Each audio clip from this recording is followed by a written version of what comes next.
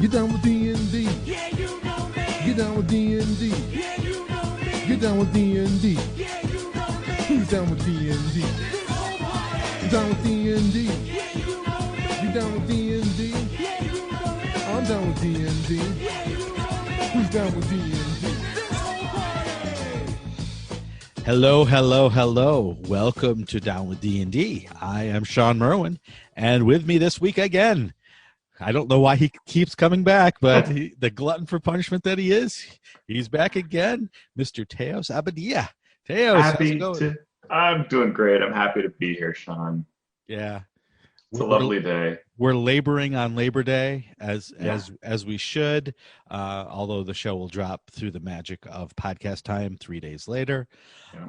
Yeah. And I was mentioning before we started recording that normally this is my favorite week of the whole year, because we've got this Monday off normally. My wife's a teacher, so she goes back to school normally the following day. You know, my daughter would be off at school. It's just, for me, there's always this is the feeling of a fresh start for me this week normally. And so there's still a little bit of that. You know, football will happen this week. I'm not a huge fan, but it's something I can connect with my brothers about. So, you know, that there's the trash talking of your team's better than my team sort of thing. Yeah. But it's just the whole COVID thing just takes it down a few notches for me. So I'm trying to remain positive. There are some good things. Yeah, there are some good things coming up, which we will talk about in the news. But how are you feeling? I was feeling good until your pep talk. Hey, I said there's good things coming. It reminded me that a year ago, where were we, right? We were having one of the best times of our professional careers. Yeah. At PAX, physically, back when one could do this physically. Right. Amongst the 60,000 plus people. And it was you and Scott Fitzgerald Gray and I, and we were doing seminars and we were going to book signings, which is an insane thing that never happens to a designer. Yeah. And we were eating dim sum with your family. You know, it was just, yeah, it was something that for sure I miss. Yeah. Yeah. And I went from that PAX to Las Vegas, where I met with my brothers and we had just a grand time, just being ridiculous and taking in the excess that is Las Vegas. And this year it's just like the complete opposite, but we're hanging on to those memories. If people could see us, they would see your background is the Acquisitions Incorporated book.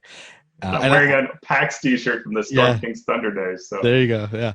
And I'm actually, one of the highlights of my week for the past several weeks has been running the Acquisitions Incorporated campaign. I could tell stories about this group. It's just unbelievable what they are doing. I can't imagine. Yeah. But we have a lot of news to get to this week, and then we will take our final look at chapters 4, 5, and 6 of Mythic Odysseys of Theros. So, yeah, I mean, I feel like the news has just been coming fast and furious. The news comes faster than the products, and the products are coming pretty fast. So you want to talk about the Magic the Gathering announcement, Teos? Oh, man. So I watched this announcement, which was for overall Magic the Gathering, like what they're doing for the coming year or I don't know, years, well, I guess next year. And we'll get to the big thing in a moment. But first, they started with this video that was like a really cool animated movie that was just, I mean, really like jaw-droppingly good.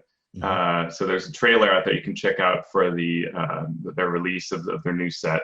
And then the whole production of this announcement was really impressive, with actors walking around in Indiana Jones looking set and, you know, going to from one person to another. And it was really amazing. And in amongst this giant Magic the Gathering production, they announced that in the third quarter, their big release is a Dungeons and Dragons Adventures in the Forgotten Realms Magic the Gathering set.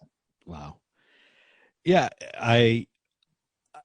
it's another one of those I never thought I would see the day.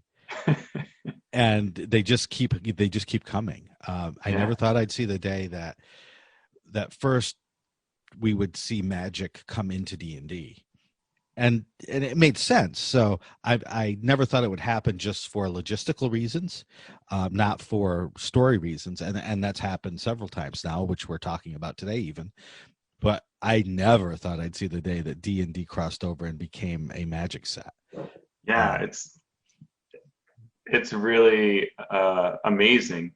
And this is only possible because of the strength of the D&D brand right now, right? And sure.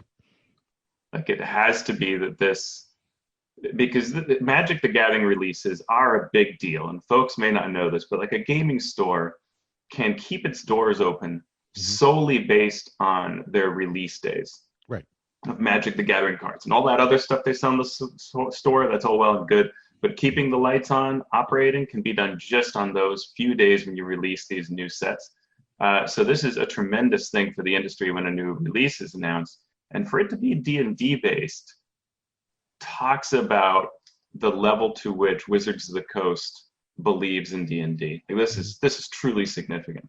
Yeah, I mean, I remember hearing just internal scuttlebutt from Wizards. This was going back years and years, where Magic would look down their nose at the D&D side of things and just say, yeah, you guys are just in business because thanks to us.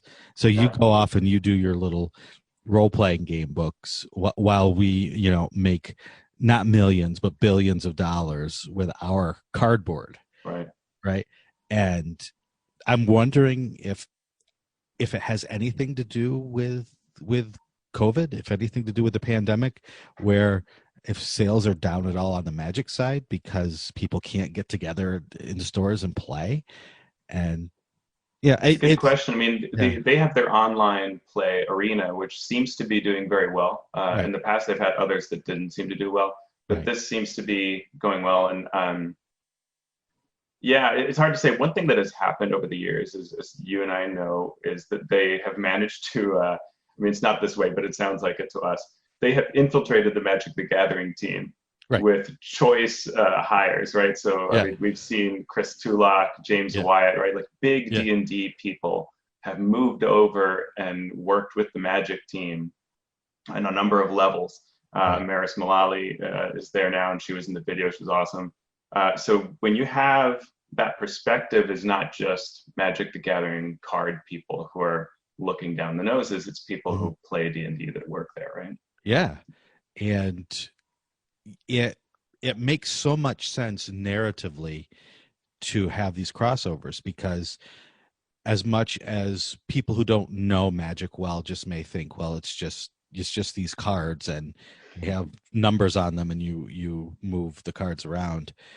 There's big stories that go behind these releases, and if you have that sort of story Bible already in place, you don't need to create a new story Bible for your D&D product. You can just port it over and have some of the best storytellers in the industry for both sides of the coin, right? For the Magic side and the D&D side, put together stories to tell them in a different way. Yeah, this is probably good for Wizards itself to be collaborating like this. Yeah. Yep. Internally to use all the best resources. And, what's the most expensive part of a book? The art, right? The art. Yeah, for sure. And if you have all this Magic art just sitting there, not using it is just silly. Yeah, and Ray Winninger spoke to that, speaking about how the Magic the Gathering team worked with the D&D team on Mythic Odyssey of Theros and Guildmaster's Guide to Ravnica, especially on art with the visuals. And so that this was kind of almost the reverse, right? The team working together again, but not just taking Magic the Gathering's visuals, but now bringing in the story side. And how do you capture in this Adventures in the Forgotten Realms set, how do you capture D&D, right? The essence of it. Yeah. So we might see some really neat new art. Who knows? It appears that this is, so they've said this is a fully standard legal black border set, right? This is not some sideline pack thing. This is the actual game. It may even be the core 2021 set, because there's always a core box release Mhm. That's a big deal and it comes usually in summer. So this is supposed to be the summer release, so it could very well be that, which is even bigger. Yeah. So we'll see. We'll link a couple of articles there. The trailer's certainly worth watching, and I'm sure there'll be more news as we get closer. And I think we're all going to have to buy Magic the Gathering cards. Those are the rules. Right, and that will be the interesting thing is what else do they then do on the D&D side to piggyback on this, you know? And is the movie at all close?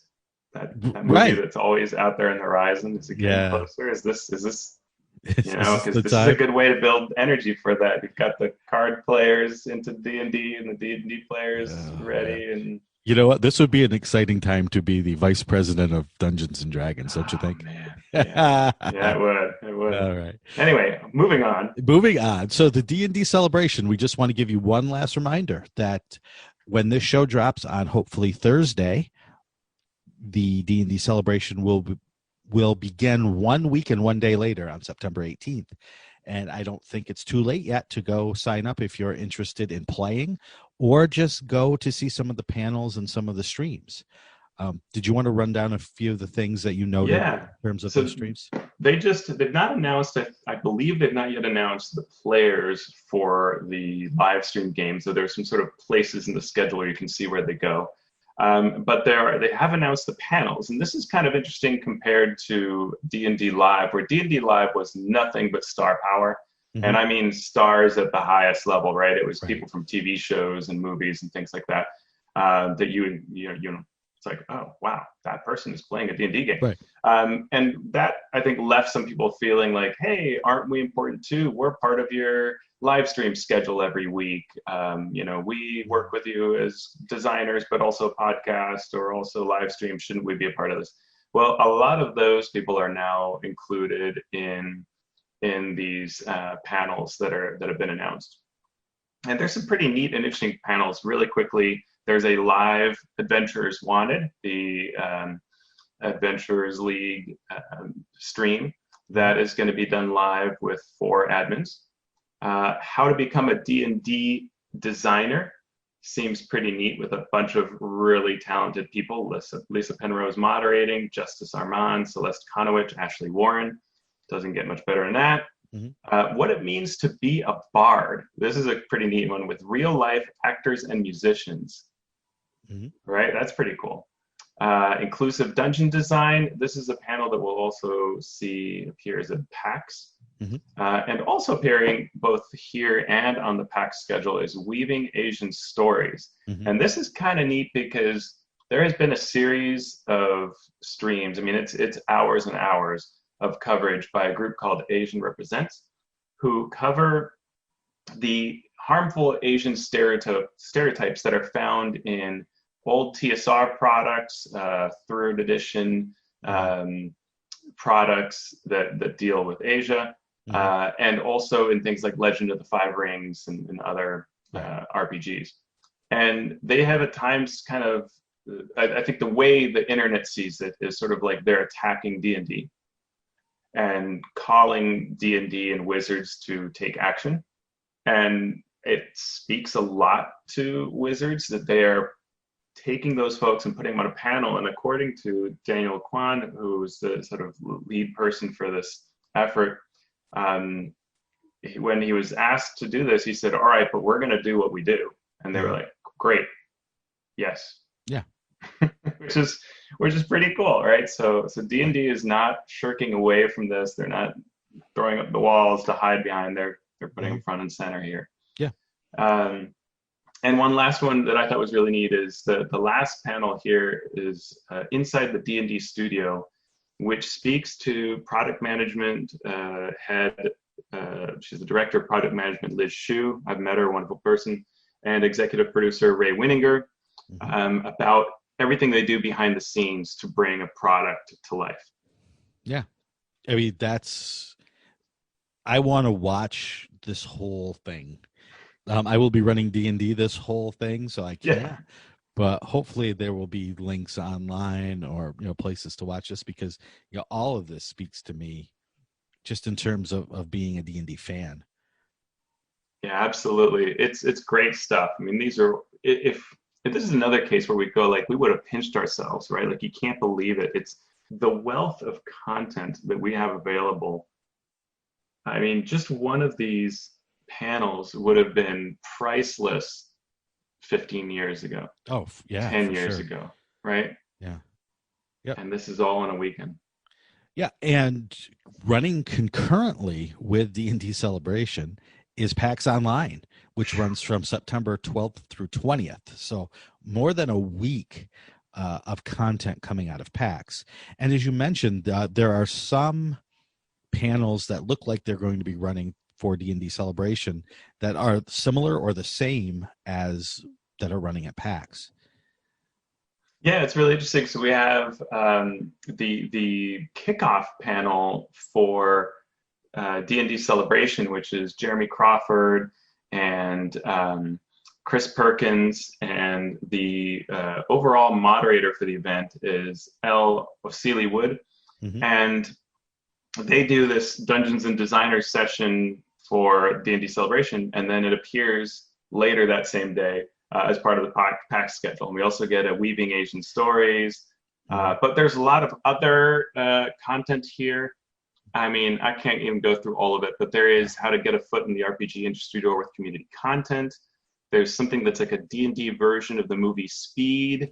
How do you publish a board game? And I can't even, this is, there's endless video game content and also board game content, but just right. Mike Seliker's game show Throwdown.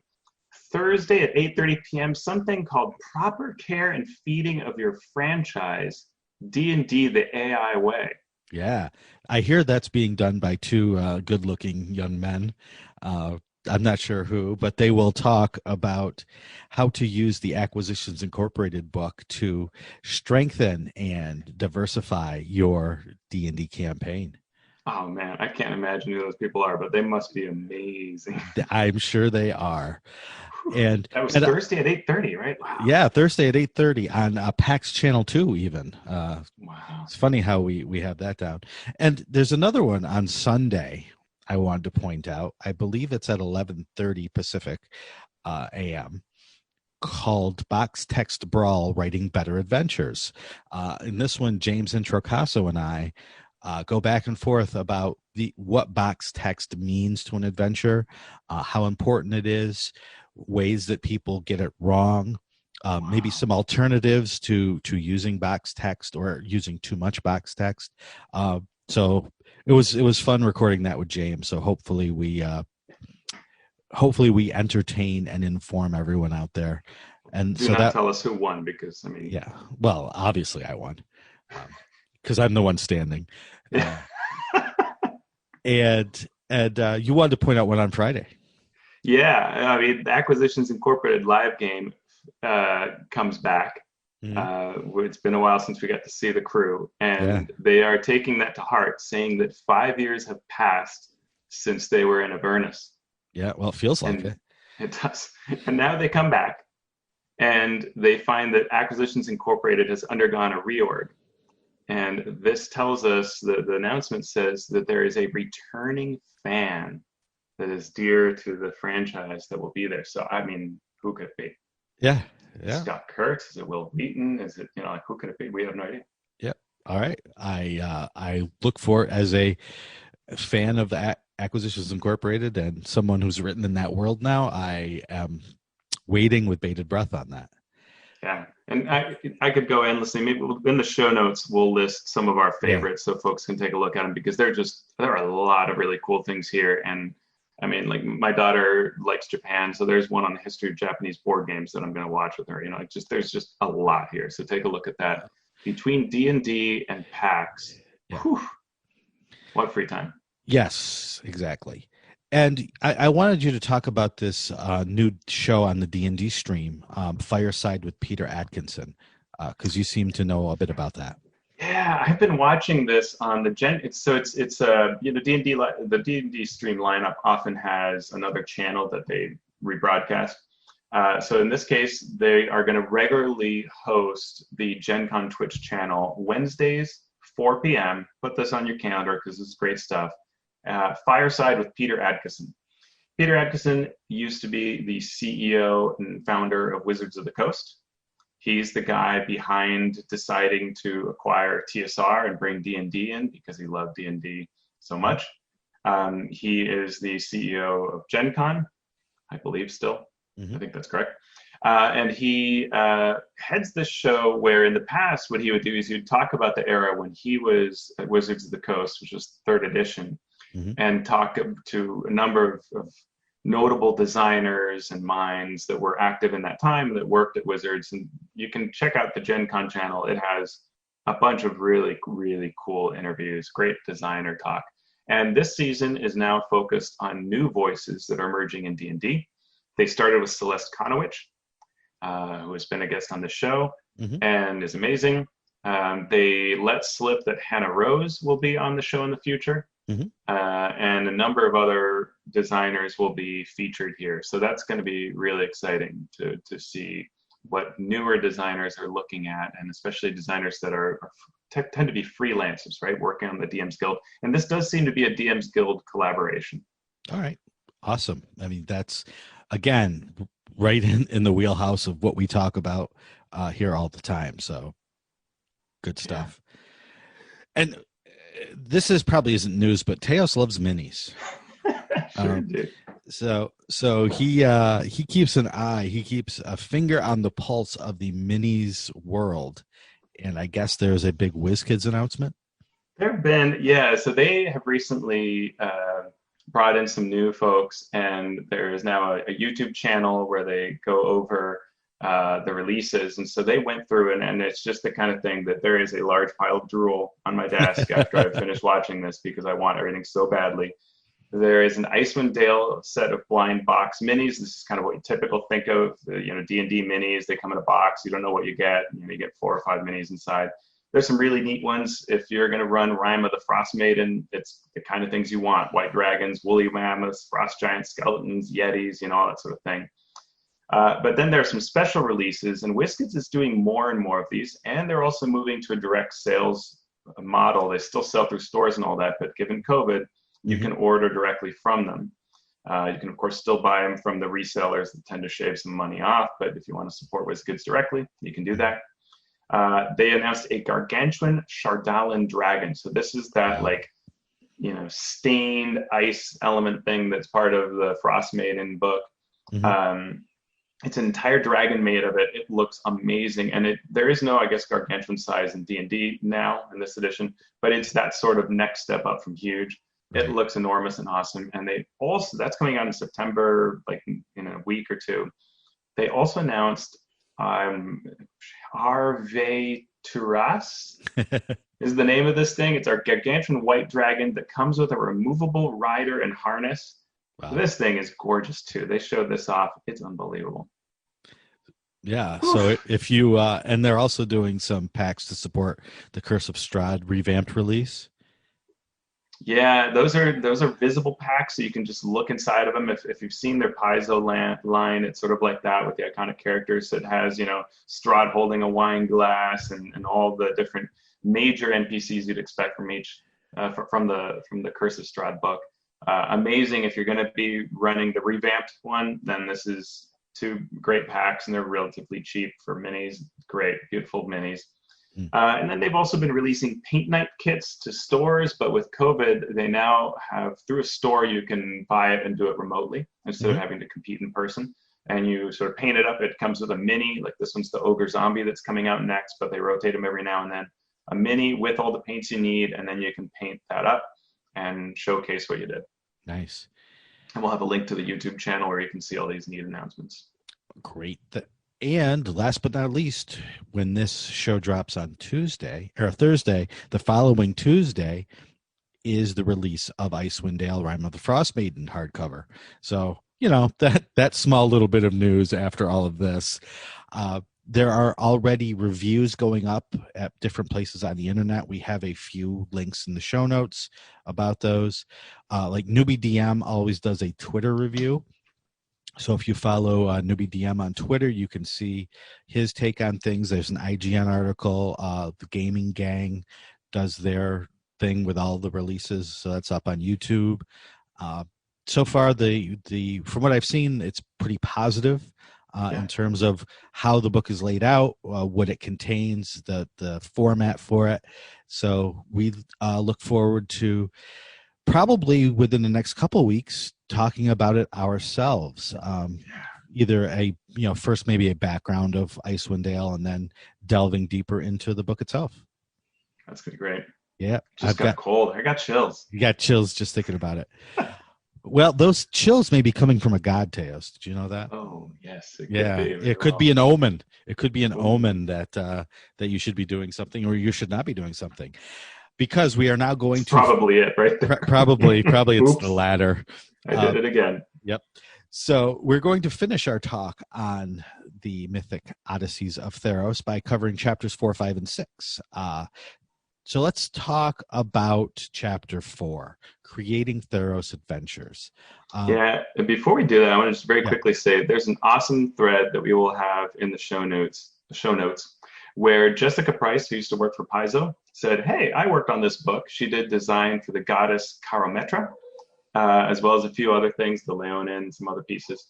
But she talked about the mentality she took as a designer on creating this goddess, which at first blush, when she received the sort of list of what this goddess covers, she's like, oh, okay, it's kind of like the Greek goddess Demeter. Mm-hmm. But then she looks into, in this Twitter thread, she walks through kind of the process. She goes to think of like, well, what is this goddess really? What can it be?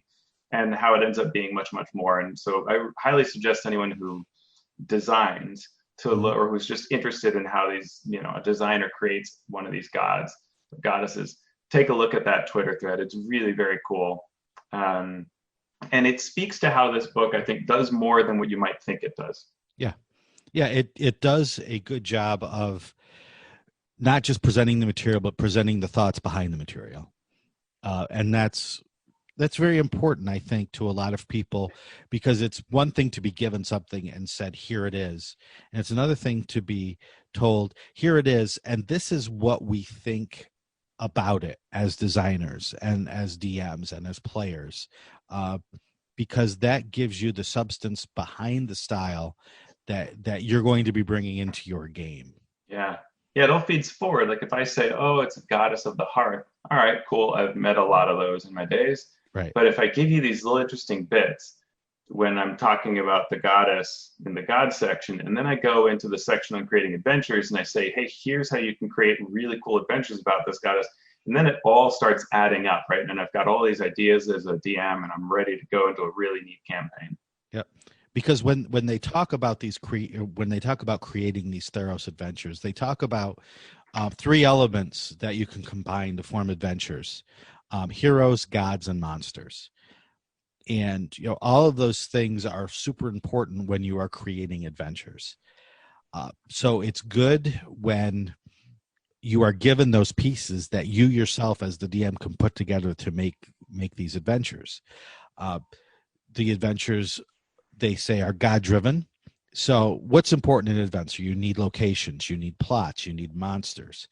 And by pulling a god out and saying, this is going to be my focus for either this adventure or this campaign, you are being given those tools right off the bat that help you as a designer of adventures or as a designer of campaigns to put these things together.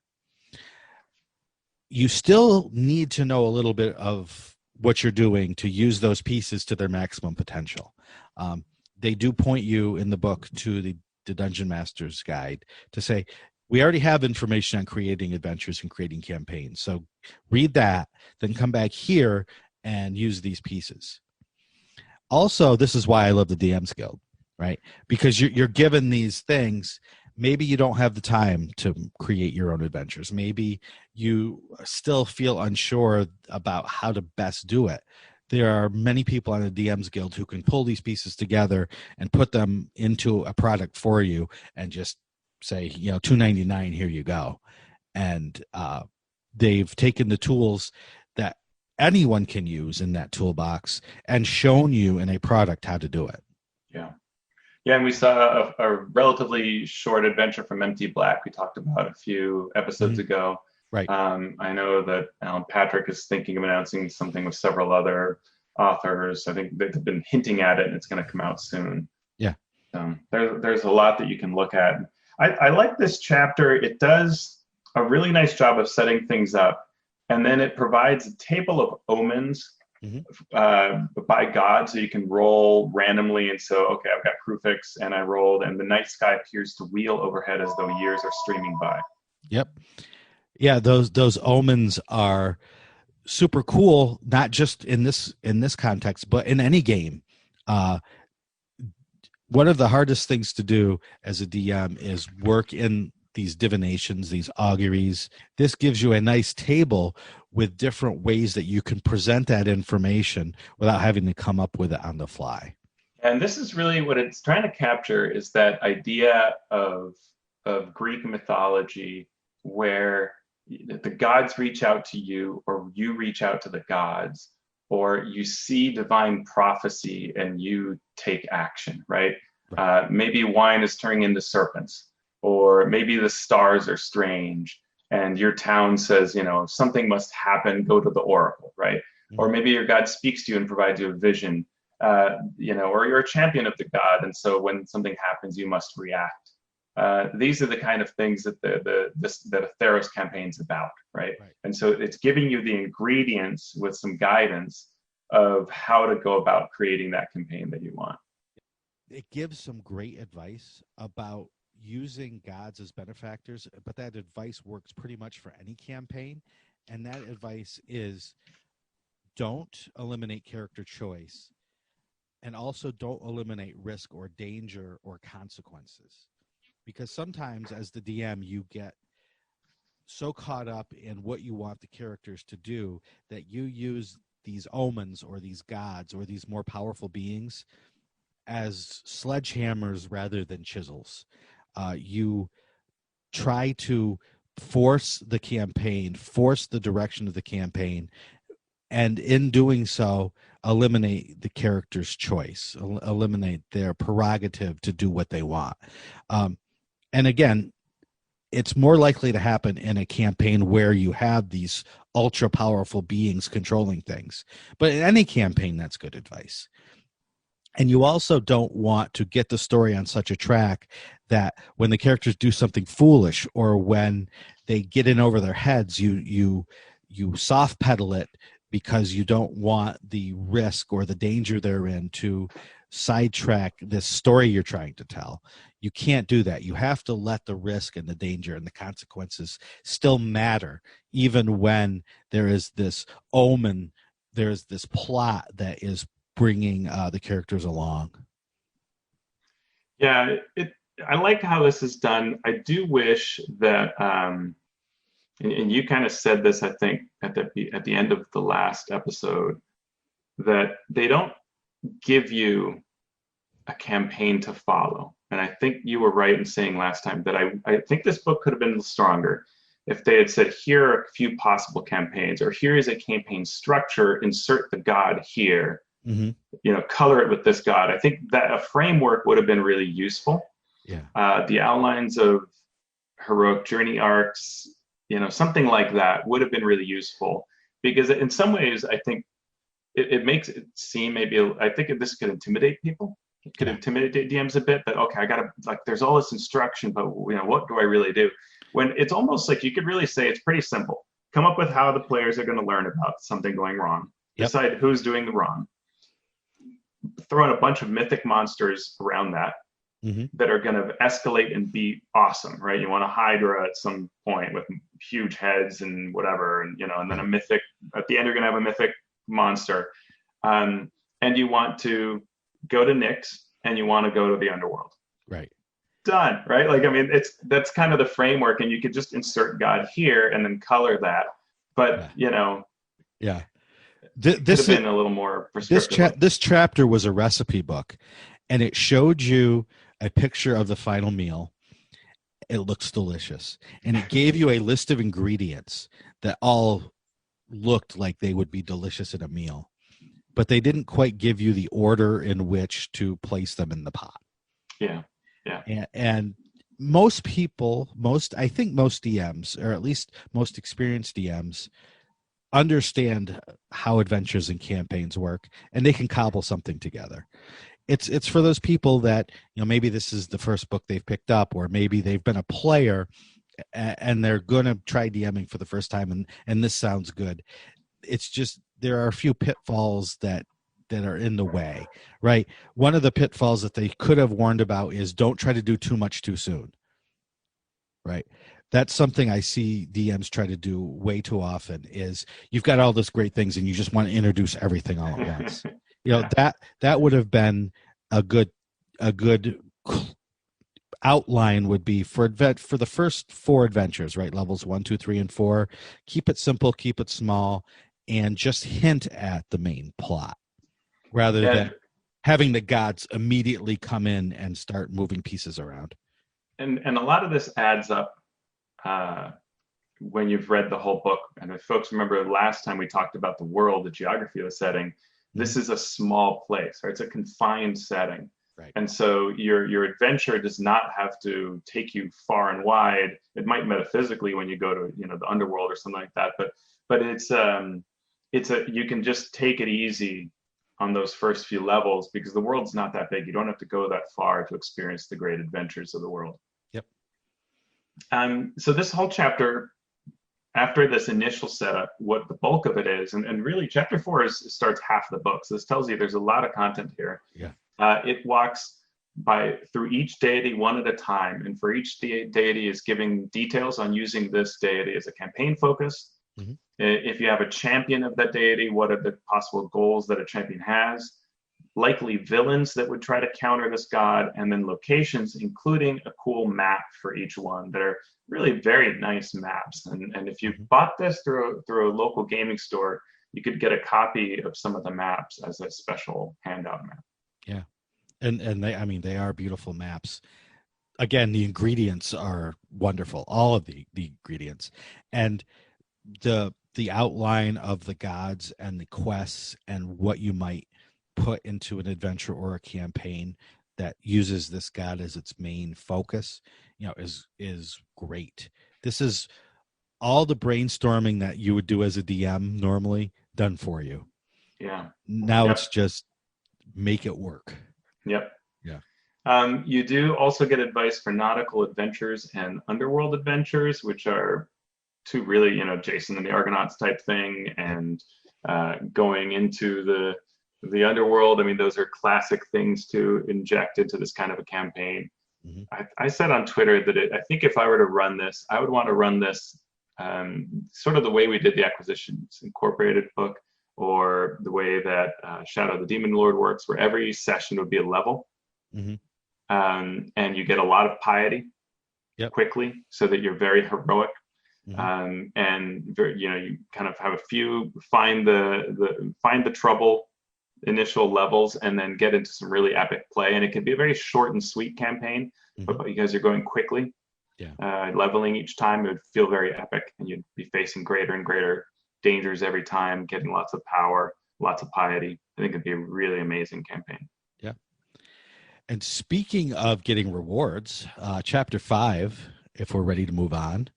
The other thing is, just to mention, there is an included adventure in here as well. Yep.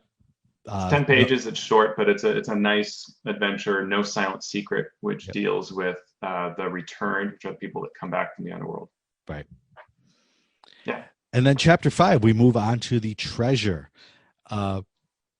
They have 8 magic items, including a flying chariot, the helm of the gods, molten bronze skin, potion of aqueous form, pyxis of pandemonium, siren song lyre, sling bullets of alithmonai.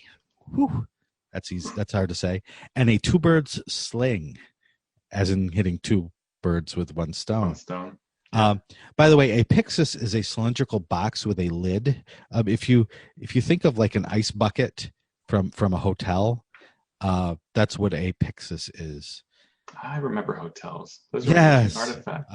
People would gather at conventions. Right. Yeah. Mm-hmm. And so it's funny. The table, remarkable origins that you can use to set items apart. It's hilarious to me because it's like a remarkable origins table that only has 12 things. I don't know how remarkable it actually becomes if there's only 12 different ways you could make it remarkable. Sometimes, as you and I know from making books, because we've had the fortune of it, sometimes the page count doesn't quite line up with what was Yeah. expected, Yeah. and you got to throw in a table. Yeah. And you just try to make the best table you can that fits that space. And maybe this was a bigger one that was cut, or there was Right. just a space where, like, you know what? How about 12 remarkable origins? Sure, throw that in there. Yeah. So you may want to make your own remarkable origins for your Magic item. And again, this is good advice, not just for a Theros campaign, but for any campaign, right? Instead of this being a +1 dagger, put a story behind it. Give it some meaning. Not necessarily mechanical meaning, but narrative meaning that could come up later, or that the players or their characters can refer back to as something different than what everyone else in the world has. Yeah, and I think so. So these are neat magic items. Like, I dig these magic items overall. There's some fun ideas, and then we can talk about the artifacts too. But one thing that I'm kind of struck by when I look at these is I wish they'd hired Rich Lescaflair to take the ideas in his Armaments of Legacy DM's Guild offering and built in the system here, or taken what's in there's sort of what's it called? There's a system that's in the Wildemount book for items to sort of grow, and I did something like this in my home campaign. Yeah, I think that would have been great for this. The idea of a mythic item that starts not so mythic and grows with you would be perfect for this campaign. Yeah, they do that with the artifacts.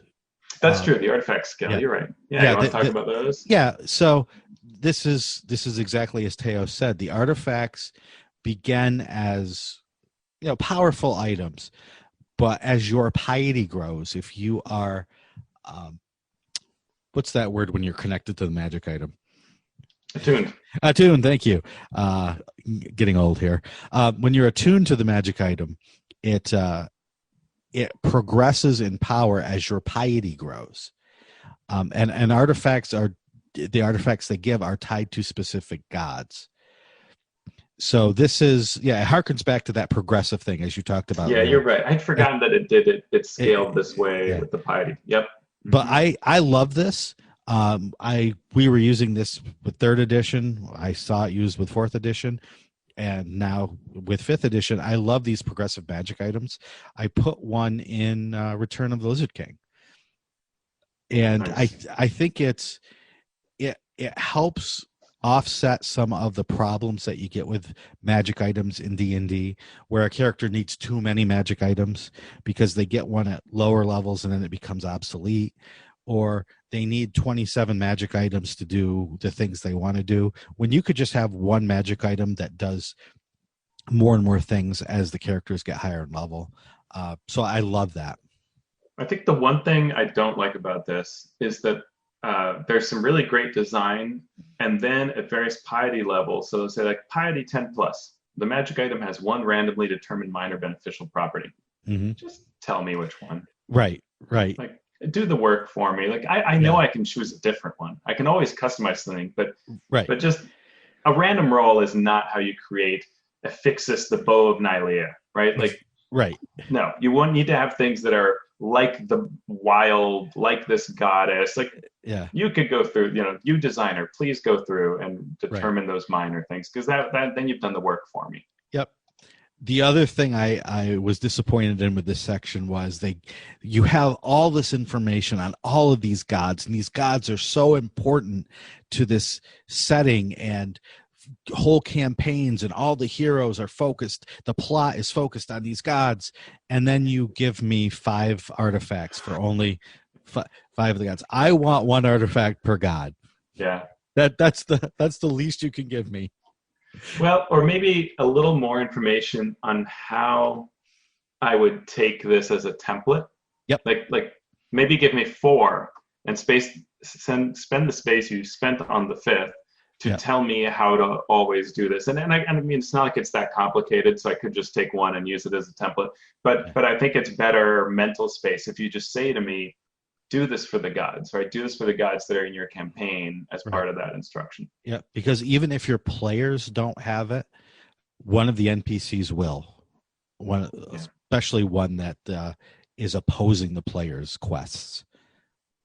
And these items are no joke. No, I mean, yeah, they're serious This stuff. Crusaor, the Spear of Heliod, is a +3 item to begin with. Right. And to begin with, when you hit with an attack, the target takes an extra 2d8 radiant damage. Always. We haven't even gotten to the Piety stuff. Piety 3+ is 15 temporary hit points each dawn, and then you start getting random benefits at different Piety levels. Yeah. Woo! Yep. Well, So I think the scaling could maybe be a little different, and you might want to, in your own campaign, ease up on that, right? Like what I did with my campaign when I was running Tomb of Annihilation, and I would start as a +1 item, and it would grow as they met different parts of the adventure. They would grow to +2 and +3 and so on. Yeah, phase that stuff in. Well, even the sling bullets of Althemene are regular magic items. They're just +2 sling bullets, right? But they have D4 random property. One of those 1d4 random properties is banishment. It's like, and the other one I think stuns the monster. So I mean that's little tiny sling bullets of annihilation's what they are. And if a bullet misses its target, it comes back into your pouch. It only loses its magic if it hits. So you're I mean, wow, okay. But again, this is that kind of epic campaign where if we're going to do this nonsense, Theros is probably the campaign to do this sort of nonsense and have this going. Yep. But so you got to be careful, right? DMs be careful, because when you give somebody a sling bullet that can banish, and this campaign can have things like the really cool Hydra monster. Right. You don't really want your one single foe banished or stunned, or anything like that. Exactly. Be careful. Speaking of the Hydra and the monsters, the final chapter is called Friends and Foes, and this deals with my favorite part of any campaign, the monsters. They first talk about Nyx-born creatures, legendary creatures born of Nyx. This is that star world of the gods, the celestial heavens, Mount Olympus type world. Yep, the sort of night, but also beyond the mortal realm world. And the first thing they talk about are these Nyx-born creatures, and they give them you can give any creature the Nyx-born trait or traits. And when I was first reading through the chapter, I was like, oh, cool, traits I can give monsters.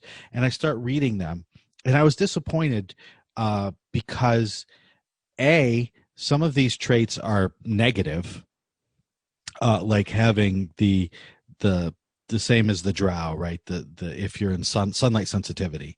And then a lot of the traits that they give, there's no way for the players to know that they have these traits. Right. Yeah. It's they cannot be polymorphed. They cannot be shape changed, that sort of thing. And I'm like, well, that's all cool and all, but the players will never know that this ogre that they're fighting is actually Nyx-born, unless you do something more than just these traits. Right, and I have to polymorph it to know. Right. And what I mean, you're fighting an ogre, you're what, 4th, 5th level. You're not shape changing, you're not polymorphing. Any creatures. So it fell a little flat for me, and I didn't read far enough to know if they fixed that with later things like tying these traits to something else. So we'll have to continue through to find out. Yeah, I don't believe so. And even so, what the next thing they do after this sort of Nyx-born is they talk about classic monsters, and they kind of go through monsters that are already in the monster manual, and how to Therosify them, I guess. Right. So, a basilisk on Theros has 4 legs, statistically identical. Legends tell us about blah, blah, blah. I don't find this super useful. It's, I would have liked my space in this chapter to be more, truly useful. And this is where I'd spend space more on, like you described, how to make something really Nyx-born. Right.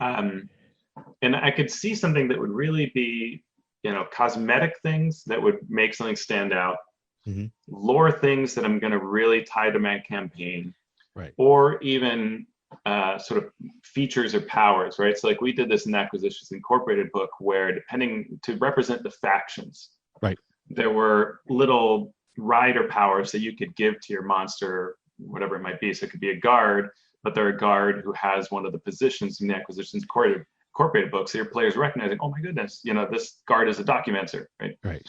And in that same way, that if we had some rider powers that really said that this is Nyxborn, or that make it feel more like a Theros type creature, that would have been, I think, more useful than just telling me that, blue dragons live along the ocean shore in cliffside caves. Like, it's okay, but it's all right. Show me how to reskin existing monsters in a way that's important to Theros.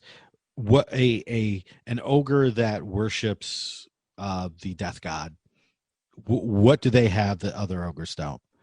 Right. That's exactly what I want as a tool to build into my campaign. Yeah. And some of these sections on classic monsters have some neat information, so it's not like it's all there is value here, but I think it could have been a little more useful. Mm-hmm. They do have about 50 new monsters, so that's something. Yeah, and some pretty cool ones. It's a wide range of CRs. You have Cerberus in 2 or 3 head configurations. You have Chimera. This one I really like. The Chimera with variable body parts. It's a whole table of them. Yeah. So they give you a stat block, which is one thing that's nice. Like always give me the default. So they give you like a Theron Chimera, and they talk about then how to customize it so you can decide whether it's from a swamp or a mountain, from the coast, and then that gives you sorts of suggestions to what bring in. And then you have things like, it could have a shark head, it could have a cockatrice beak, it could have a tidal wave breath, shark tail, constricting tail, right? I love that. That's great. Yep. And I'm glad when books have monsters, because when I'm putting together an adventure and I go to D&D Beyond and search for the CR or for the habitat or for certain powers or fly speed or whatever, as soon as I see a monster, I'm changing it anyway. I'm keeping the stats the same, but I'm just changing how it looks. So any new monster is a good monster for me. Yeah, absolutely. So, and I love the construction of monsters. So whenever I see new monsters, and someone will have these neat ideas, like the abhorrent overlord has a storm of crows that it just conjures around itself, spectral crows and harpies. Like, I love seeing how a designer took that idea and gave it mechanical form, because I like doing those kinds of things too. So it's always nice to have lots of guides. It's also fascinating to me because I know a little bit about Magic the Gathering. I sometimes play it, but because I understand the business of it, I know that it's no simple thing to take something like this abhorrent overlord and just give it some stats. Like, a lot of brains have to look at this and be okay with it, I would imagine. Yep. There's a rigmarole to go through, a process that is hard for the creator to go through to have this kind of come through. And so I'm glad that they do that. Like, they take on some monsters that are off of the, previously have only really existed as cards, and they give them this form, and where possible, make them feel just like they are normal D&D monsters. And that's pretty neatly done. Yep. And the student of mythology in me was overjoyed to see the 100-handed ones, the Hecatoncheires, which I go back 30 years to my college days and I remember studying. So they did their homework in terms of finding obscure mythological beasts to put into this book. Yeah, and there's some really nice. This is where the variants, like the blood toll harpy and Euphemia, the dissonant song. There's some really neat variations on existing monsters that any D&D fan should want to check out. Mm-hmm. You also get some troops, the hoplites from the different city-states, the 3 city-states. Those are represented here, and those are some pretty fun creatures to face off as a group. So if you're looking for just foes of some nature, especially if they're city-based, I mean, they feel like they're military people, but really they can double as anything. These are really useful. One of them's a spellcaster. The other two are sort of martial in nature, but those are very useful. And the hydras are awesome. Yeah. Yeah, I mean, even if you don't use this book for a campaign, you can mine it for monsters like there's no tomorrow. Polukranos, which is your CR19 gargantuan hydra, has a miniature from WizKids that is well worth checking out, and it has some pretty neat legendary actions and a lot of fun. Mm-hmm. But we should probably get to the subject of mythic monsters. Yeah. Yeah, I mean, there's they're pretty beefy. That's my first thought, as they should be in this campaign. And so we get a little bit of preamble on what a mythic monster is, the idea of being storied terrors. We talked at the beginning of the previous, when we started covering this book, at the beginning of the session, that the concept of Theros is that dreams shape the world. And so these are terrors whose might and dreadful deeds set them apart as menaces of legendary proportions.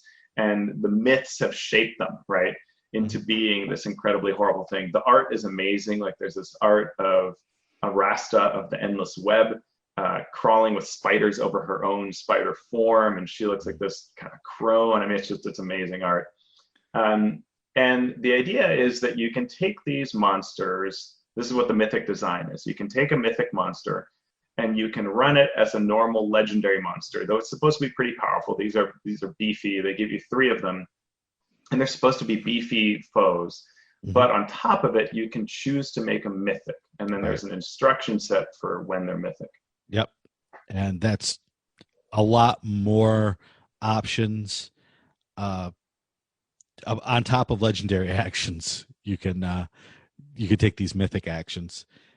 Yeah, and what they try to do, I think, to keep things simple, I can imagine the team going back and forth on what should make a monster mythic. Because when I first heard about it as a gamer, I'm like, ooh, mythic actions. I'm thinking, well, this is extra. Mm-hmm. And it's extra design, but not extra actions. Correct. So if you activate their mythic trait, and we can talk about that in a second, then you get to use the mythic options. Mm-hmm. And the mythic options use legendary actions. So it's like having a bigger menu of legendary actions to choose from.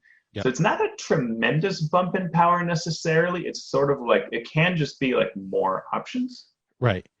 Well, like for example, for Arasta, if you go from the legendary action is make an extra claw attack. If you go up to mythic, it's make 2 attacks with claws. So it's just, it's just using the same options. It's just bumping it up in power a bit. Yeah. Yep. And they might be things that I think when you're designing it, you think like, wow, that might be a little too powerful, but perfect for a mythic. Yeah, exactly. There are some neat. The other thing that's interesting is this mythic trigger. So it's not as simple as saying the way this is designed. It's not as simple as saying, oh, it's a mythic monster. It gets to use the mythic options. There are actually conditions for when you go to mythic. Right.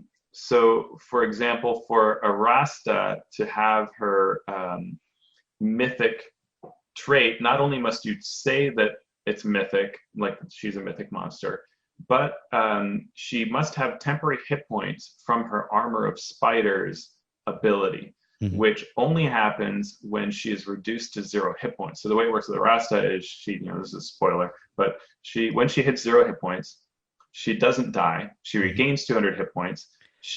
Her children swarm all over her, and she gains 100 temporary hit points with a spider baby. Right. Now she's mythic. So now things are going to get serious. She normally has 300 hit points. So you faced her 300 hit points worth. You get her now for 200 more hit points worth, and she now uses her mythic actions. Yep. And they all have some variation of that in how their mythic will trigger. Like Hithonia, it's for an hour after she has used Shed Skin, which also happens when she dies. She regains 199 hit points, which is her normal total. Yep. And kind of sheds out of her Medusa-like skin. And now she's in mythic form. So it tells you that there's a design here that ties into the overall design of the monster, plus this idea that something triggers it, which is kind of cool. Yeah, and which ties into the overall tone of the book, of the stories told with this book, right? Which is this sense of something being beyond mortal. So you're killing the mortal form, and then the immortal form takes I like that. over. So yeah, it fits in nicely with the whole thing. I had not thought of it that way, Sean. When I first read this, I was a little disappointed. It felt flat in that it's sort of like, well, it's just sort of a beefier legendary action, but I'm not, it's not new. It felt like it wasn't new design. It was just, instead of legendary, use mythic. It's, one attack, it's two. Some of that feels a little meh. But when it's combined with all three of these, have that whole idea that in order to be mythic, you must have died once. Yeah. And with what you're saying story-wise, I think that does have, it's enough. Yeah. It's enough to make it pretty neat. It also prevents us from seeing design where just every monster is given mythic just to make it awesomer. But. Right. And it's what I would call elegant, right? It's not over the top. It fits nicely within the framework that's already set up for monsters. And so it story-wise makes sense. And then it does just a little bit more. It's just one more little switch you can flip, which isn't different than everything you've seen before. And it works in the sense that it's going to be surprising to the players.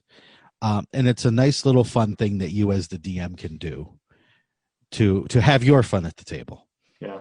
And this does give a nod to Magic the Gathering creatures where, you'll have graveyard abilities or things like that. So it does a little bit of that as well. True. I am curious, whether the D&D designers, because we only get these three examples, can you have a mythic, in theory, you could have a mythic action that doesn't require the creature dying. Sure. Is that intended? There isn't an instruction set on building mythic actions. There are just these three examples that are somewhat similar with how the trigger works. So, it'd be interesting to see whether they come back to this at all. I want to see on the DM scale the big book of mythic monsters. Yeah, I would enjoy doing that, but I'm busy. So yeah, exactly. So that is the end of our look at the Mythic Odysseys of Theros. I think overall, my impression is, while not perfect, it is a great way to bring first a Magic the Gathering world into D&D.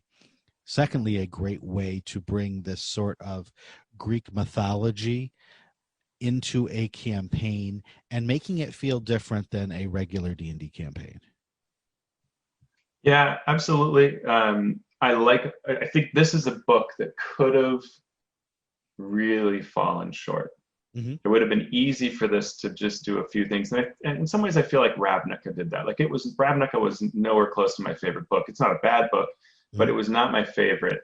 And I felt like it needed a little more to make it an interesting book. And I think this does that. This takes it to it's a really cool book. I think not enough people will see this book, is my guess. Because they'll discount it as a Magic the Gathering based book. Yeah. But this is a very well designed book, very well executed book. The concept, right from concept to execution, really very good. And it calls to you once you flip through it that you can have a really neat campaign using this content. Absolutely. It's also done, I think it may be the first book where Wesley Schneider is the lead. Along with James Wyatt, who's from the Magic team, but used to be on the D&D team a while back, and some different freelancers. So I think that was done really well. And on Twitter, Jessica Price talked about the difficulty of bringing disparate freelancers together and how she felt that Wes is particularly good at doing this. And I think that shows here because it doesn't feel like many voices. It was woven together well. Yep. And that is true. That is very hard to do. I've been on both sides of that equation, and it takes a lot of work and a lot of patience, but a lot of skill as well. So with that, we are going to sign off for the day, but we want to thank everyone out there for listening. And if you're a patron of the show, thank you so much. If you would like to become a patron of the show, we would certainly appreciate your input. You can go to patreon.com/MMP to see what it takes to become a patron. For only $1, you could do so and get some freebies in return. But if you can't support us in that way, that's okay. We still appreciate you being a listener. If you can spread the word of D&D and Down with D&D through various social media sites, we would appreciate that. Speaking of social media, Teos, where can people find you? On the Underworld, you can find me at AlphaStream. And in Nix, the blog is alphastream.org. I am essentially mortal, so you can just find me on Twitter at Sean Merwin. Or you can go to the Down with D&D forums at forums.misdirectedmark.com and talk to us about your likes and dislikes in D&D with the show or with life in general, although we can't do too much about that latter thing. Yeah. Down with D&D is a Misdirected Mark production, the media arm of Encoded Designs. So, Teos, what do you think we should do now? Let's go kill some mythic monsters. Ooh, they're tough. We can do it. Okay. Get down with D&D. Yeah, you know me. Get down with D&D. Yeah, you know me. Get down with D&D. Yeah, you know me. Who's down with D&D? This whole party. Down with D&D. Yeah, you know me. You down with D&D? Yeah, you know me. I'm down with D&D. Yeah, you know me. Who's down with D&D?